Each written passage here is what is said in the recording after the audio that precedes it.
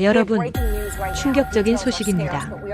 미국 시사주간지 US 뉴스가 방금 발표한 2025년 세계 강대국 순위에서 대한민국이 세계 6위에 올랐습니다. 프랑스는 7위, 일본은 8위였습니다. 우리가 프랑스와 일본을 제쳤다는 이야기입니다.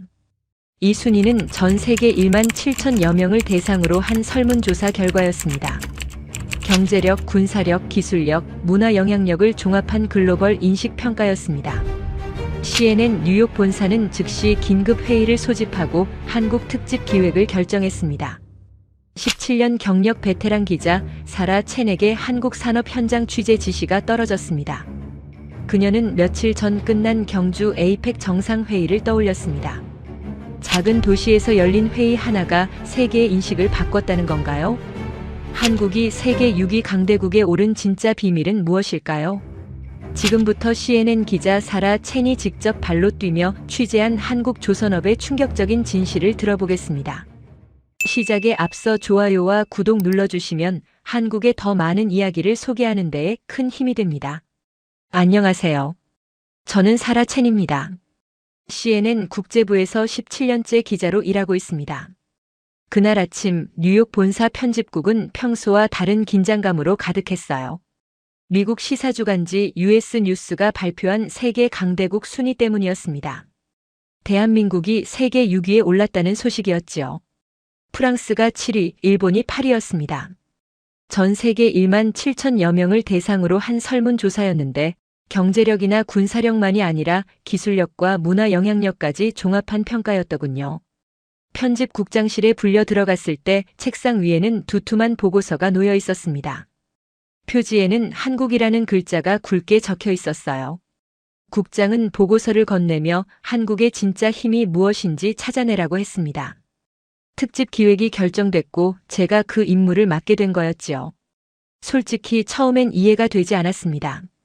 한국이 6위라니요. 물론 경제 규모도 크고 기술력도 뛰어나다는 건 알고 있었어요. 하지만 프랑스와 일본을 제쳤다는 건 단순히 숫자로 설명되지 않는 무언가가 있다는 뜻이었습니다. 사람들의 인식이 바뀌었다는 거였으니까요. 사무실로 돌아와 자료를 뒤지기 시작했습니다. 며칠 전 경주에서 열린 에이펙 정상회의 관련 기사들이 쏟아졌어요. 작은 도시에서 21개국 정상이 모인 회의였는데 언론 평가가 압도적으로 좋았더군요. 단순히 회의를 잘 치렀다는 수준이 아니었습니다. 참가자들이 한국이라는 나라 자체에 깊은 인상을 받았다는 내용이 반복되고 있었어요. 그 중에서도 눈에 띄는 기사가 하나 있었습니다. 미국 의회 청문회 보고서였지요. 제목부터 충격적이었어요. 미국 조선소 신입 인력 채용 불가라고 적혀 있었습니다. 보고서를 열어보니 더 놀라운 내용들이 나왔습니다. 미국 조선소들이 숙련 인력은커녕 신입 사원조차 구하지 못하고 있다는 거였어요. 반면 한국 조선소는 입사 대기자가 줄을 서 있다고 적혀 있었습니다. 같은 보고서에 생산 속도 비교 자료도 있었습니다. 동일한 규모의 선박을 만드는데 한국은 미국보다 40% 빠른 속도를 기록하고 있었어요. 미국이 잠수함 한 척 건조하는데 평균 6년이 걸리는 동안 한국은 17만 톤급 대형 선박을 2년 만에 완성한다는 내용이었습니다. 숫자들이 눈앞에서 춤을 췄습니다. 하지만 여전히 의문이었어요. 숫자는 결과일 뿐이었으니까요. 왜 이런 차이가 생겼는지, 한국이 어떻게 이런 위치에 올라섰는지는 보고서만으로 알 수 없었습니다. 다음 날 아침 저는 한국행 비행기에 올랐습니다. 14시간의 비행 동안 노트북을 열어 한국 조선업에 관한 자료들을 읽었어요. 해양수산부라는 정부 부처가 2019년부터 스마트 조선 클러스터라는 정책을 추진해왔다는 내용이 나왔습니다. 5년간 3조 원을 투자해 인력 양성과 기술 개발에 집중했다더군요. 인천공항에 도착했을 때는 저녁 무렵이었습니다. 입국장을 빠져나오니 공항이 생각보다 붐볐어요. 에이펙이 끝난 지 사흘이 지났는데도 외국인들이 여전히 많이 보였습니다. 택시를 타고 부산으로 향했습니다. 서울이 아니라 부산으로 간 이유는 간단했어요. 한국 조선업의 심장이 바로 그곳에 있었으니까요. 고속도로를 달리는 동안 창밖 풍경을 바라봤습니다. 어둠이 내리면서 도시 불빛들이 하나씩 켜지고 있었어요. 기사님께 부산까지 얼마나 걸리는지 물었습니다. 4시간 정도 걸린다는 답이 돌아왔지요. 긴 시간이었지만 지루하지 않았습니다. 머릿속으로 취재 계획을 정리하며 시간을 보냈거든요. 부산에 도착한 건 밤 10시가 넘어서였습니다. 호텔로 가는 길에 택시 기사님께 부탁해 신항 쪽으로 먼저 가달라고 했어요. 조선소를 한번 보고 싶었습니다. 기사님은 이 시간에 뭘 보겠느냐며 웃으셨지만 제 고집을 꺾을 순 없었지요. 신항 근처에 도착하자 멀리서부터 환한 불빛이 보였습니다. 처음엔 무슨 축제라도 열리는 줄 알았어요. 하지만 가까이 다가갈수록 그게 축제가 아니라는 걸 알게 됐습니다. 거대한 조선소였던 거예요. 담 너머로 200m는 좋게 넘어 보이는 크레인들이 줄지어 서 있었고 그 크레인들이 밤인데도 쉬지 않고 움직이고 있었습니다. 택시에서 내려 담장 가까이 다가갔습니다. 쇳소리가 들렸어요. 용접하는 불꽃도 보였습니다. 24시간 가동되고 있다는 게 실감났지요. 미국 조선소들이 오후 5시면 문을 닫는다는 보고서 내용이 떠올랐습니다. 이곳과는 완전히 달랐어요. 그 순간 깨달았습니다. 제가 찾아야 할 답이 바로 여기 있다는 걸요. 순위표가 말해주지 않는 것들, 숫자 뒤에 숨겨진 진짜 이야기가 이곳에 있었습니다. 다음 날 아침 일찍 일어나 조선소를 다시 찾아갔습니다. 어젯밤 멀리서 본 것만으로는 부족했거든요. 정문 앞에 서서 경비실의 취재 목적을 설명했어요. 하지만 예상대로 출입은 불가능했습니다. 보안상 외부인 출입을 통제한다는 답변이 돌아왔지요. 대신 경비원이 친절하게 안내해 주었어요. 조선소에서 운영하는 홍보관이 있다며 그곳은 일반인도 방문할 수 있다고 했습니다. 택시를 타고 홍보관으로 향했습니다. 생각보다 규모가 컸어요. 유리로 된 외벽이 아침 햇살을 받아 반짝이고 있었습니다. 안으로 들어서자 로비 한쪽 벽면을 가득 채운 대형 화면이 보였어요. 화면에는 조선소 전경이 실시간으로 나오고 있었습니다. 크레인이 움직이고 작업자들이 분주히 오가는 모습이 생생하게 전달됐지요. 안내 데스크에서 관람 신청을 마치고 2층 전시관으로 올라갔습니다. 전시관 입구에는 지난 70년간 이곳에서 만든 선박 모형들이 연대순으로 진열돼 있었어요. 초기 모형은 작고 단순했습니다. 하지만 시간이 흐를수록 배의 크기가 커지고 구조가 복잡해지는 게 눈에 보였지요. 가장 최근 모형은 17만 톤급 액화천 연가스 운반선이었습니다. 축구장 3개를 합쳐놓은 크기였어요. 전시관 중앙에는 스마트 조선 시스템을 소개하는 코너가 마련돼 있었습니다. 터치스크린으로 선박 건조 과정을 단계별로 볼 수 있었어요. 설계부터 철판 절단, 용접, 조립, 도장, 진수까지 모든 과정이 영상으로 설명되고 있었습니다. 특히 인공지능이 850개 센서 데이터를 실시간으로 분석한다는 내용이 인상적이었어요. 최적의 항로를 제한하고 연료 효율을 계산하며 고장 가능성까지 예측한다는 겁니다. 1시간 정도 전시관을 둘러본 뒤 밖으로 나왔습니다. 홍보관 앞 광장에 벤치가 있어서 앉았어요. 멀리 조선소가 보였습니다. 담장 너머로 크레인들이 여전히 움직이고 있었지요. 노트북을 꺼내 어젯밤부터 지금까지 본 것들을 정리하기 시작했습니다. 그때 옆 벤치에 앉아있던 남자가 눈에 들어왔어요. 작업복 차림이었는데 휴식 중인 것처럼 보였습니다. 용기를 내서 말을 걸어봤어요. 영어로 조선소에서 일하시는지 물었습니다. 남자가 고개를 끄덕이며 웃었어요. 퇴근길이라고 했습니다. 30년 넘게 이곳에서 일했다고 소개했습니다. 용접 팀장이라는 말도 이어졌어요. 제가 CNN 기자라고 밝히자 놀라는 기색이었습니다. 하지만 곧 편안한 표정으로 이야기를 시작했어요. 30년 동안 많은 변화를 봤다고 했습니다. 처음 입사했을 때는 모든 게 수작업이었답니다. 도면도 종이였고 용접도 전부 사람 손으로 했지요. 하지만 지금은 달라졌어요. 로봇이 단순 작업을 맡고 사람은 정밀한 부분과 최종 검수를 담당한다고 했습니다. 로봇이 일자리를 빼앗은 건 아니냐고 물었어요. 그는 고개를 저었습니다. 오히려 일이 더 전문화됐다는 답이 돌아왔어요. 로봇이 할 수 없는 일을 사람이 하게 됐다는 겁니다. 며칠 전 미국이 한국산 조선 기자재에 20% 관세를 부과했다는 뉴스를 언급했습니다. 걱정되지 않느냐고 물었어요. 그는 잠시 생각하더니 담담하게 대답했습니다. 이미 준비돼 있다고 했어요. 핵심 기술 데이터는 클라우드에 저장돼 있고 물리적 부품만 관세 영향을 받는다는 겁니다. 게다가 미국 내 협력 업체들과도 이미 연결망을 구축해놨다고 했어요. 그의 말투에는 자신감이 묻어났습니다. 하지만 자만은 아니었어요. 17년 동안 쌓아온 준비가 있다는 확신이었지요. 정부가 2019년부터 스마트 조선 정책을 추진했다는 내용도 들었습니다. 인력 양성과 기술 개발에 집중 투자했다고 했어요. 그 결과 지금 이곳 작업자들의 평균 경력이 16년이라는 얘기였습니다.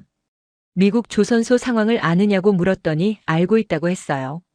신입사원도 구하지 못한다는 보도를 봤다는 겁니다. 왜 그런 차이가 생겼을까요? 그는 잠시 말을 멈췄다가 조심스럽게 답했습니다. 미국은 싸우는 데 시간을 썼고 한국은 준비하는 데 시간을 썼다는 거였어요.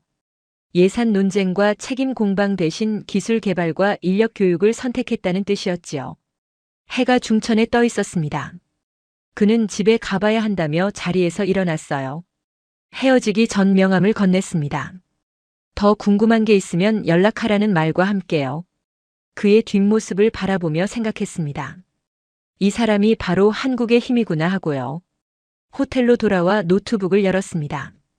그 용접 팀장과의 대화가 머릿속을 맴돌았어요. 그가 말한 17년이라는 시간이 궁금했습니다. 정확히 무엇을 준비했기에 이런 자신감을 가질 수 있었을까요? 한국해양수산부 홈페이지에 접속했습니다. 정책 자료실을 뒤져보니 스마트 조선 클러스터 관련 보도 자료들이 나왔어요. 가장 오래된 자료는 2019년으로 거슬러 올라갔습니다. 부산, 거제, 울산 세 지역을 스마트 조선 중심지로 육성한다는 내용이었지요. 5년간 3조 원을 투자한다는 계획도 포함돼 있었습니다. 자료를 하나씩 읽어내려가면서 놀라움이 커졌어요. 단순히 돈만 투입한 게 아니었습니다. 세부 계획이 치밀했어요. 인공지능 기반 선박 설계 시스템 구축, 자동화 생산 라인 확대, 친환경 선박 기술 개발, 조선 인력 양성 프로그램 운영까지 모든 분야가 연결돼 있었습니다. 특히 인력 양성 부분이 눈에 띄었어요. 매년 신입사원 500명을 선발해 6개월간 집중 교육을 시킨다는 내용이 있었습니다. 이론만이 아니라 실습 위주였고요. 숙련 기술자들이 직접 가르치는 도제식 교육이었지요. 교육 이수 후에는 정규직으로 채용하고 5년간 기술 등급에 따라 추가 교육을 제공한다고 했습니다. 이 자료들을 보면서 미국 의회 청문회 보고서가 다시 떠올랐습니다. 미국 조선소들이 신입을 구하지 못하는 이유가 명확해졌어요. 교육 시스템 자체가 없었던 겁니다. 조선소들은 즉시 투입 가능한 숙련공만 찾았고 그런 인력은 이미 고령화되어 은퇴 단계였지요. 신규 인력 유입이 끊긴 지 오래였던 겁니다. 반면 한국은 체계적으로 인력을 키워냈어요. 신입부터 중견, 숙련공까지 단계별 교육 프로그램이 작동하고 있었습니다. 그 결과 평균 경력 16년이라는 숫자가 나온 거였지요. 미국과 최소 12년 이상 격차가 벌어진 상태였습니다. 생산 속도 차이도 같은 맥락에서 이해됐어요. 보고서에 나온 40% 빠른 속도는 단순히 기계가 좋아서가 아니었습니다. 숙련된 인력과 자동화 시스템이 완벽하게 협업한 결과였어요. 로봇이 단순 반복 작업을 맡으면 사람은 정밀 작업과 품질 관리에 집중할 수 있었습니다. 효율이 올라갈 수밖에 없었지요. 자료를 더 파고들다 보니 또 다른 숫자가 나왔습니다. 한국 조선소의 수주 잔량이었어요. 2024년 기준으로 전 세계 선박 발주량 중 한국이 차지한 비율이 60%를 넘었습니다.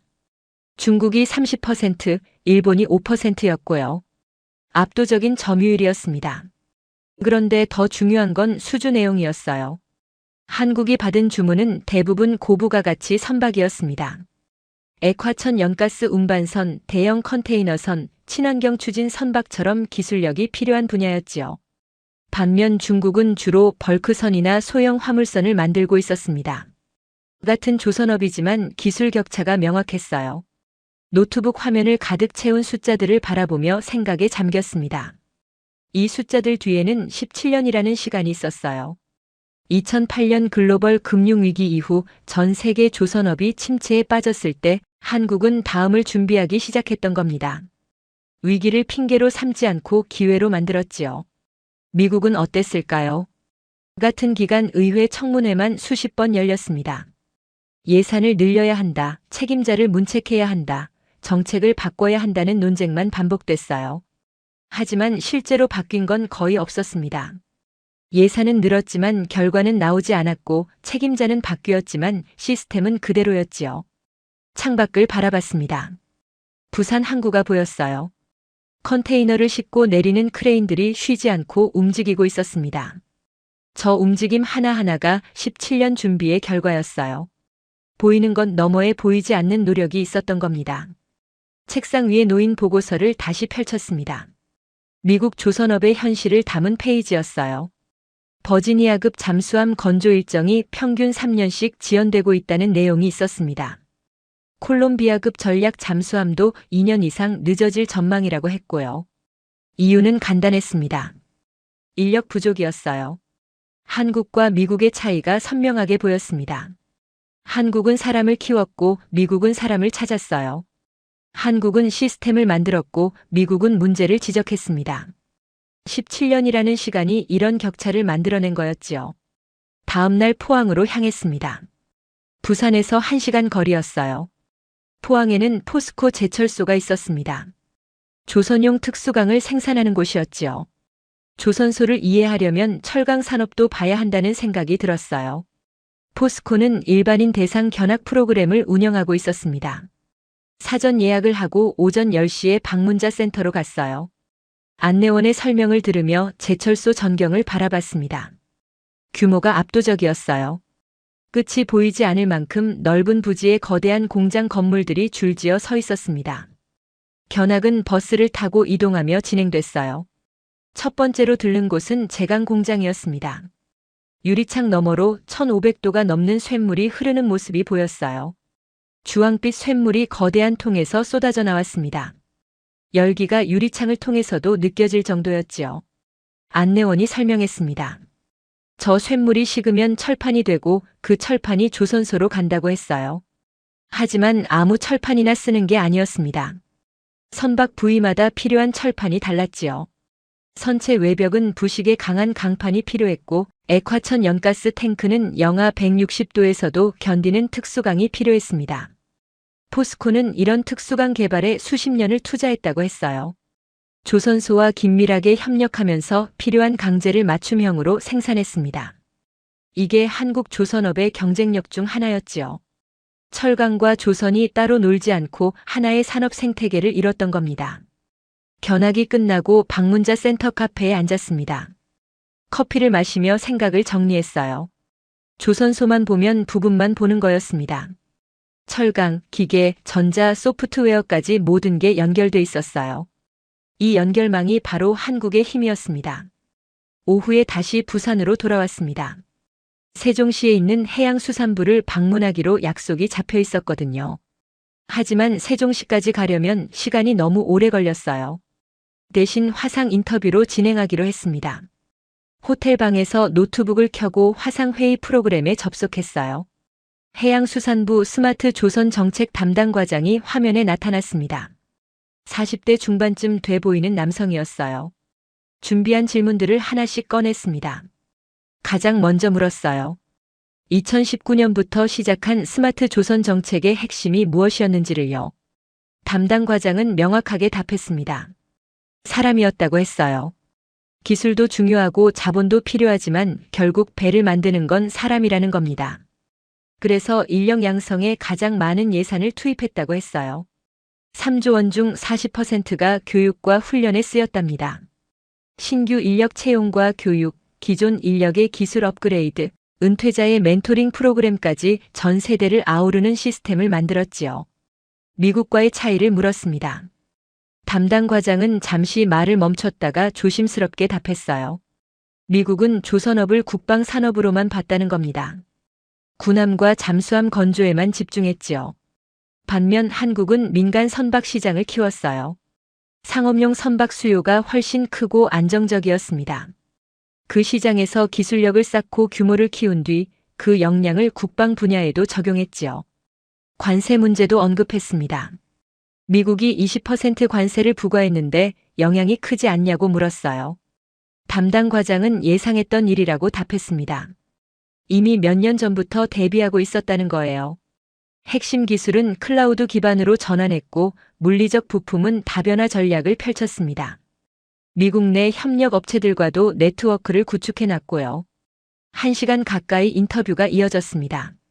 마지막으로 한국 조선업의 미래를 물었어요. 담당 과장의 대답이 인상적이었습니다. 멈추지 않는 것이라고 했어요. 지금 일이라고 해서 안주하면 금방 추락한다는 겁니다. 친환경 선박, 자율 운항 선박, 수소 추진 선박처럼 미래 기술에 계속 투자하고 있다고 했지요. 화상 인터뷰를 마치고 노트북을 닫았습니다. 창밖이 어두워지고 있었어요. 부산 항구의 야경이 펼쳐졌습니다. 불빛들이 반짝이고 있었지요. 저 불빛 하나하나가 누군가의 땀이고 노력이었어요. 책상에 앉아 오늘 하루를 정리했습니다. 포항 제철소에서 본 쇳물, 해양수산부 담당자의 말, 박영식이 했던 이야기들이 모두 연결됐어요. 한국의 힘은 화려한 기술이 아니었습니다. 사람을 키우고 시스템을 만들고 끊임없이 준비하는 것, 그게 진짜 힘이었어요. 사흘째 되는 날 저녁 다시 부산 신항으로 갔습니다. 이번엔 혼자였어요. 택시 기사님께 조선소 근처에 내려달라고 했습니다. 밤 9시가 넘은 시각이었지요. 담장 가까이 다가갔습니다. 3일 전 처음 왔을 때보다 더 자세히 보고 싶었어요. 담장은 높았지만 틈새로 안이 보였습니다. 200m 높이의 크레인 12대가 모두 가동 중이었어요. 조명이 환하게 켜져 있었고 작업자들이 움직이는 그림자가 보였습니다. 쇳소리가 들렸어요. 규칙적이면서도 힘찬 소리였습니다. 용접 불꽃도 여기저기서 튀고 있었지요. 밤 9시가 넘었는데도 멈추지 않는 현장이었어요. 미국 조선소들이 오후 5시면 문을 닫는다는 보고서 내용이 또다시 떠올랐습니다. 담장을 따라 천천히 걸었습니다.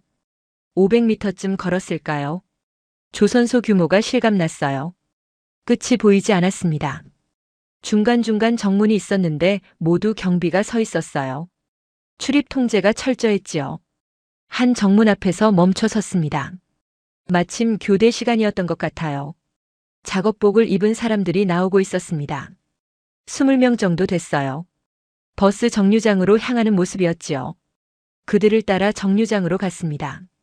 정류장 벤치에 앉았어요. 작업자들도 벤치에 앉거나 서서 버스를 기다리고 있었습니다. 옆에 앉은 남자에게 말을 걸었어요. 영어로 여기서 일하시냐고 물었습니다. 남자가 고개를 끄덕였어요. 야간 조였다고 했습니다. 7년째 이곳에서 일하고 있다고 했어요. 용접공이라고 소개했습니다. 야간 근무가 힘들지 않냐고 물었더니 익숙하다고 답했어요. 2주마다 교대 근무를 한다고 했습니다. 로봇과 함께 일하는 게 어떠냐고 물었습니다. 그는 웃으며 답했어요. 처음엔 적응이 힘들었다고 했습니다. 로봇이 자기 일자리를 빼앗을까 걱정했다고 했지요. 하지만 실제로 일해보니 달랐다고 했어요. 로봇은 단순 반복 작업만 했습니다. 직선 용접이나 대량 절단 같은 것들이었지요. 반면 사람은 정밀한 작업을 맡았어요. 곡선 용접이나 최종 검수 같은 것들이었습니다. 덕분에 일이 더 전문화됐다고 했어요. 단순 노동이 줄어들고 기술이 필요한 일만 하게 됐다는 겁니다. 임금도 올랐고 자부심도 생겼다고 했지요. 자신이 하는 일이 단순 반복이 아니라 전문 기술이라는 걸 느낀다고 했습니다. 미국 상황을 아느냐고 물었습니다. 그는 뉴스에서 봤다고 답했어요. 조선소들이 인력난을 겪고 있다는 내용이었다고 했습니다. 왜 그런 차이가 생겼을까요? 그는 잠시 생각하더니 답했어요. 교육이라고 했습니다. 자신도 고등학교를 졸업하고 바로 이곳에 입사했다고 했어요. 하지만 처음 6개월은 교육만 받았답니다. 이론도 배우고 실습도 했지요. 선배 기술자들이 직접 가르쳐 줬다고 했습니다. 그렇게 기초를 다진 뒤에야 현장에 투입됐다고 했어요.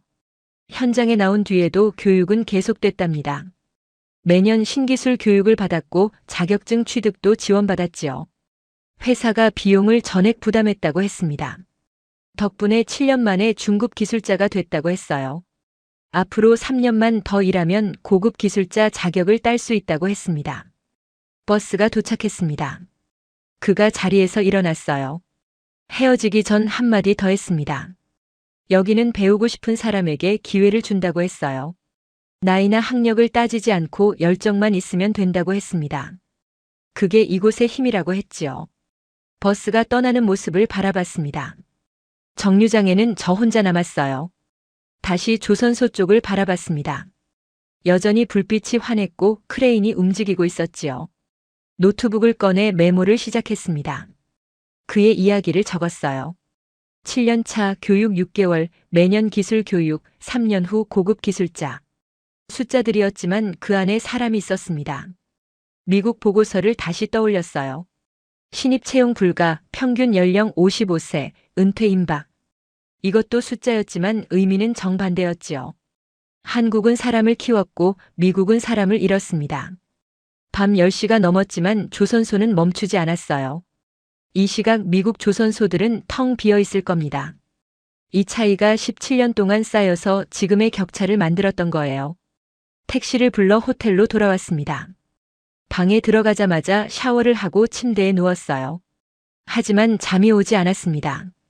머릿속에 오늘 본 것들이 계속 맴돌았거든요. 밤의 조선소, 그 직원의 얼굴, 끊임없이 움직이는 크레인들. 그 모든 게 살아있는 증거였습니다. 한국이 어떻게 여기까지 왔는지를 보여주는 증거였어요.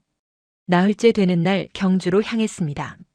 며칠 전 에이펙 정상회의가 열렸던 곳이었지요. 부산에서 1시간 거리였어요. 조선업만 보다가 시야를 넓혀야 할 것 같았습니다. 경주역에 도착하니 여전히 사람들이 많았어요. 대부분 관광객이었습니다. 회의는 끝났지만 도시는 여전히 활기차 보였지요. 택시를 타고 보문 관광단지로 갔습니다. 호수 주변을 걸었어요. 며칠 전 이곳에서 각국 정상들이 만찬을 했다고 들었습니다. 지금은 조용했지만 그 흔적은 남아 있었어요. 곳곳에 정상회의 환영 현수막이 걸려 있었고 안내 표지판도 여러 언어로 적혀 있었습니다. 한 카페에 들어가 커피를 주문했어요.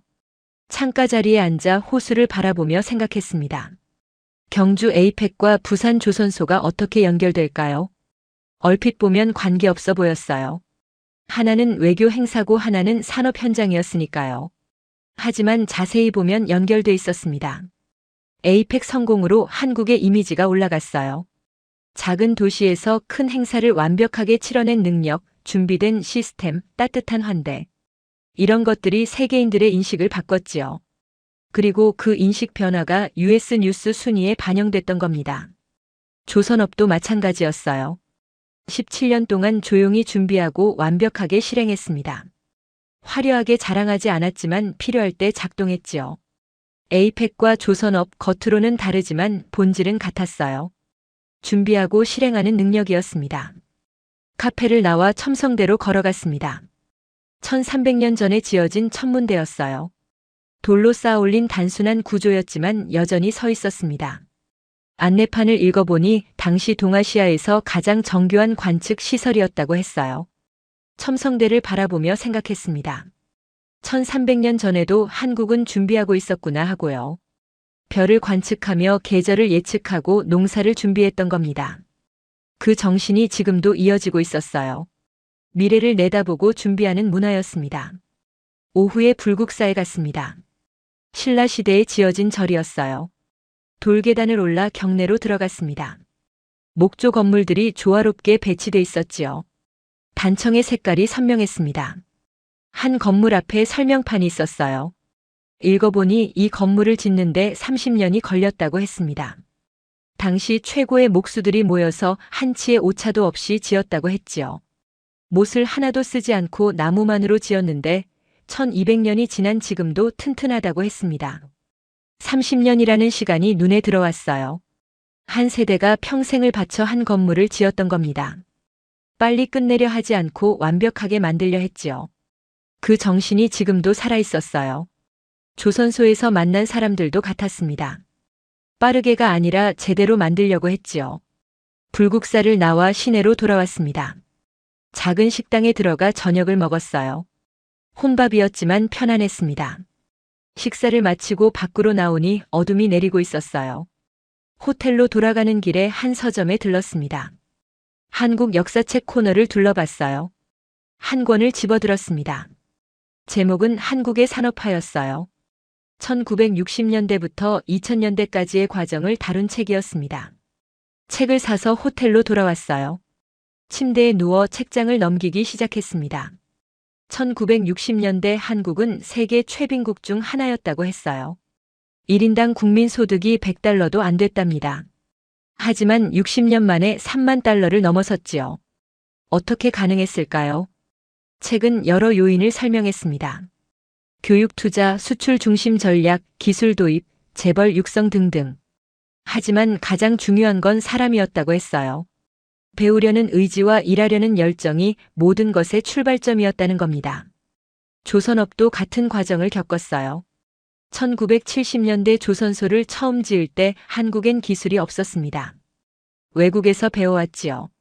하지만 배우는데 만족하지 않았어요. 개선하고 발전시켰습니다. 50년이 지난 지금 세계 1위가 됐지요. 책을 덮고 불을 껐습니다. 어둠 속에서 생각했어요. 한국의 힘은 특별한 비밀이 아니었습니다. 배우고 준비하고 실행하는 것, 그걸 멈추지 않고 계속하는 것. 그게 전부였어요. 경주에서 본 첨성대와 불국사가 떠올랐습니다. 1000년 전에도 한국 사람들은 준비하고 있었어요. 별을 보며 미래를 예측하고 30년을 들여 완벽한 건물을 지었지요. 그 정신이 지금의 조선소에도 에이펙 준비에도 살아있었던 겁니다. 보고서를 넘기며 숫자들을 확인했습니다. 미국 내 대형 조선소는 4곳뿐이었어요. 그마저도 대부분 군함만 만들고 있었습니다. 상업용 선박시장은 사실상 포기한 상태였지요. 지난 20년간 민간 선박 수주는 거의 없었습니다. 왜 이렇게 됐을까요? 보고서는 여러 이유를 나열했어요. 인건비가 비싸다, 환경 규제가 까다롭다, 아시아 조선소와 경쟁할 수 없다. 하지만 진짜 이유는 따로 있었습니다. 준비하지 않았던 거예요. 2008년 금융위기 때 미국 조선소들은 비용 절감에만 집중했습니다. 신규 채용을 중단했어요. 교육 프로그램도 폐지했지요. 당장 눈앞의 위기를 넘기는 데만 급급했습니다. 반면 한국은 그때 미래를 준비하기 시작했어요. 위기를 핑계로 삼지 않고 기회로 만들었지요. 10년이 지나자 격차가 벌어졌습니다. 미국 조선소의 평균 연령은 55세를 넘어섰어요. 은퇴가 임박한 상태였지요. 신규 인력은 들어오지 않았습니다. 조선업 자체가 매력 없는 산업으로 인식됐거든요. 젊은이들은 실리콘밸리나 월가로 갔습니다. 한국은 달랐어요. 조선소 평균 연령은 40대 초반이었습니다. 신규 채용은 계속됐고 교육 프로그램도 강화됐지요.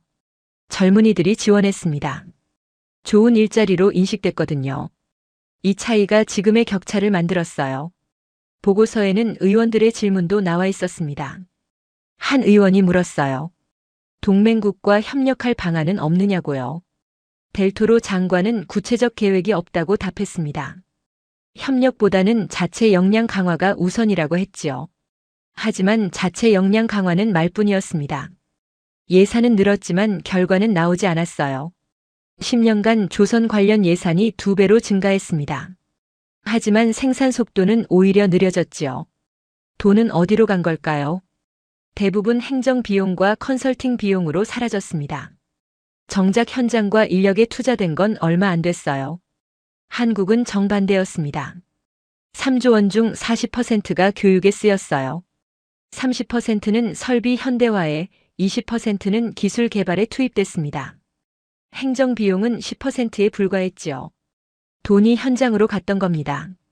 보고서 마지막 장에는 권고 사항이 나와 있었습니다. 인력 양성 프로그램 시급히 마련, 민간 조선소 육성 방안 검토, 동맹국과 기술 협력 강화. 모두 맞는 말이었어요. 하지만 실행될까요? 의심스러웠습니다. 미국 의회는 10년 동안 같은 권고를 반복했어요. 하지만 바뀐 건 없었습니다. 청문회만 수십 번 열렸고 보고서만 수백 페이지 나왔지요. 정작 현장은 그대로였습니다. 노트북을 열어 지난 일주일간의 메모를 정리했어요.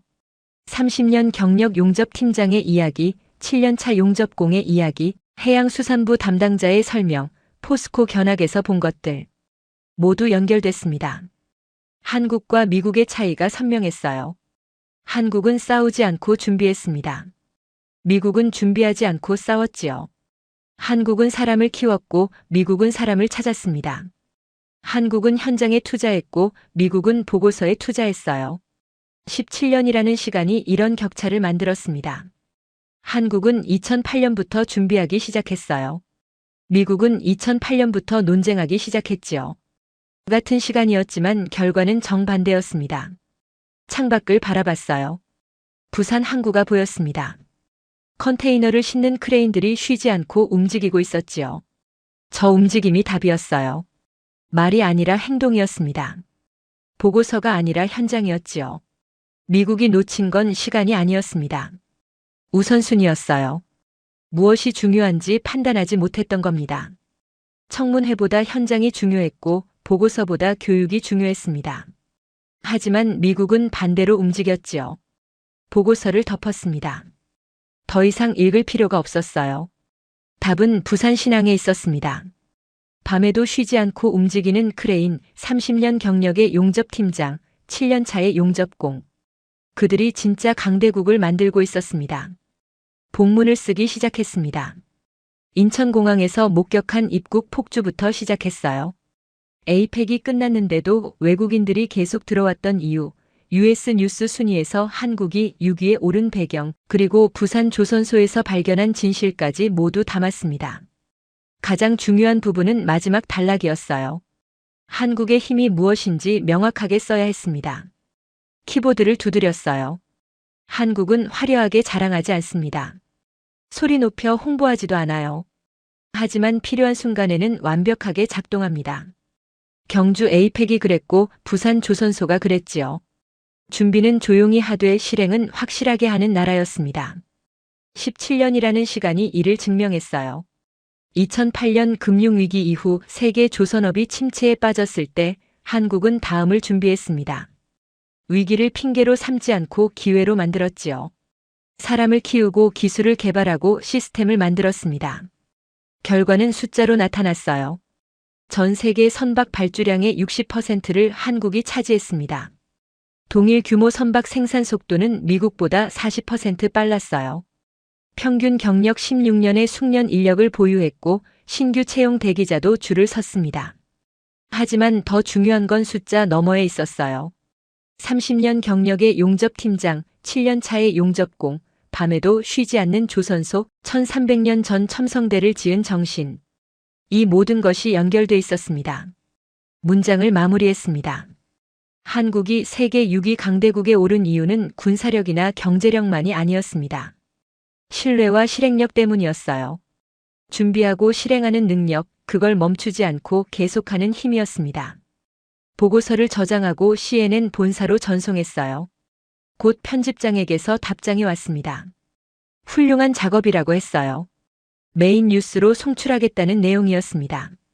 노트북을 닫고 짐을 챙겼습니다. 캐리어에 일주일간 입었던 옷들을 넣었어요. 호텔 방을 나서기 전 창밖을 마지막으로 바라봤습니다. 부산 항구가 보였어요. 크레인들이 여전히 움직이고 있었습니다. 공항으로 가는 택시 안에서 지난 일주일을 되돌아봤어요. 처음 한국에 왔을 때는 의문투성이었습니다. 정말 6위 강대국이 맞을까, 과장된 건 아닐까? 하지만 일주일 만에 모든 의문이 풀렸지요. 한국은 진짜 강대국이었습니다. 다만 다른 나라들과 방식이 달랐어요. 군사 퍼레이드로 힘을 과시하지 않았고 화려한 연설로 존재감을 드러내지도 않았습니다. 대신 조용히 준비하고 확실하게 실행했지요. 인천공항에 도착했어요. 출국 수속을 마치고 게이트로 향했습니다. 탑승 시간까지 30분이 남아 있었어요. 공항 카페에 앉아 커피를 주문했습니다. 옆 테이블에 외국인 가족이 앉아 있었어요. 아이 둘을 데리고 온 부부였습니다. 영어로 대화하고 있었는데 한국에 대한 이야기였어요. 아이들이 한국에 또 오고 싶다고 하더군요. 사람들이 친절했고 음식이 맛있었다고 했습니다. 미소가 지어졌어요. 저 가족도 한국의 힘을 느낀 겁니다. 조선소나 기술이 아니라 사람과 문화로요. 그게 진짜 강대국의 모습이었어요. 탑승 안내 방송이 나왔습니다. 게이트로 걸어가며 생각했어요. 이번 취재로 배운 게 많았습니다. 강대국이란 무엇인가, 진짜 힘이란 무엇인가. 한국이 가르쳐준 답은 명확했어요. 비행기에 올랐습니다. 좌석에 앉아 안전벨트를 맸어요. 창밖으로 인천공항이 보였습니다. 비행기가 활주로로 나갔어요. 이륙하는 순간 한국이 점점 멀어졌습니다. 하지만 마음속에는 남아 있었어요. 밤에도 쉬지 않는 조선소 용접팀장의 담담한 자신감, 젊은 직원의 열정, 1300년 전 첨성대를 지은 정신. 모두 각인됐습니다. 구름 위로 올라갔어요. 한국이 시야에서 사라졌습니다. 하지만 제 기사를 통해 세계가 한국을 다시 보게 될 겁니다. 조용하지만 강한 나라, 준비하고 실행하는 나라, 멈추지 않는 나라. 눈을 감았습니다. 긴 여정이었지만 값진 배움이었어요. 17년 기자 생활 중 가장 의미 있는 취재였습니다. 진짜 강대국이 무엇인지 배웠으니까요. 한국은 세계 6위가 아니었습니다. 숫자로 매길 수 없는 나라였어요. 조용히 준비하고 확실하게 실행하는 힘, 그게 한국이었습니다. 오늘 사연은 여기까지입니다.